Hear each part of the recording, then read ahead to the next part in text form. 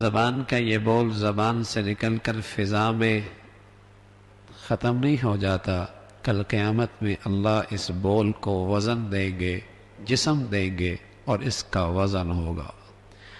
اس کے کانوں کا یہ غلط سننا، کل قیامت میں اللہ اسے بھی جسم دیں گے اور اس کا وزن ہوگا۔ آج کی اس دنیا کے اندر تو ایسی بہت سارے سائنس نے چیزیں بتلا دی کہ جن کا جسم نہیں بھی ہے ان کو بھی تولا جا سکتا ہے، ناپا جا سکتا ہے، وزن کیا جا سکتا ہے۔ گرمی ہے، سردی ہے، موسم کے یہ سارے سلسلے ہیں۔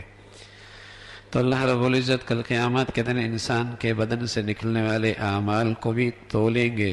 والوزن یومئذ الحق فمن ثقلت موازینہ، پھر جس شخص کا پلہ بھاری ہوگا فاولئک هم المفلحون، ایسے لوگ کامیاب ہوں گے۔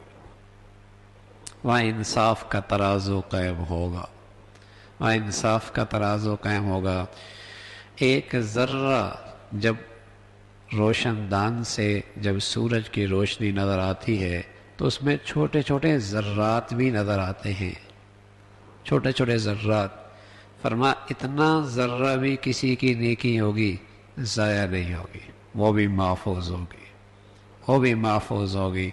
وَمَن يَعْمَلْ مِثْقَالَ ذَرَّةٍ خَيْرًا يَرَهُ وَمَن يَعْمَلْ مِثْقَالَ ذَرَّةٍ شَرًّا يَرَهُ۔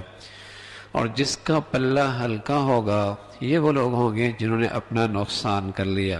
رسول اللہ صلی اللہ علیہ وسلم نے بتلایا کل قیامت میں اعمال تولے جائیں گے، ایک شخص ہوگا جس کے نیکیوں کا پلہ ہلکا فضا میں اڑ رہا ہوتا، گناہوں کا پلہ بھاری، اور اس شخص کی ہلاکت اسے اپنی آنکھوں سے نظر آ رہی ہوگی۔ اتنے میں ایک کاغذ کا پرزہ نیکیوں میں ایک پلڑے میں رکھا جائے گا اور ایک دم گناہوں کا پلڑا فضاؤں میں اڑنے لگ جائے گا، نیکیوں کا پلڑا بھاری ہو جائے گا۔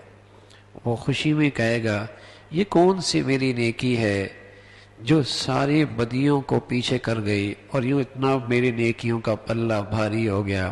تو اس سے کہا جائے گا کہ یہ اثقل شیء فی المیزان الخلق الحسن، میزان کے ترازو میں جو چیز سب سے زیادہ بھاری ہے وہ اچھے اخلاق ہے۔ میزان کے ترازو میں جو چیز سب سے زیادہ بھاری ہے وہ اچھے اخلاق ہیں۔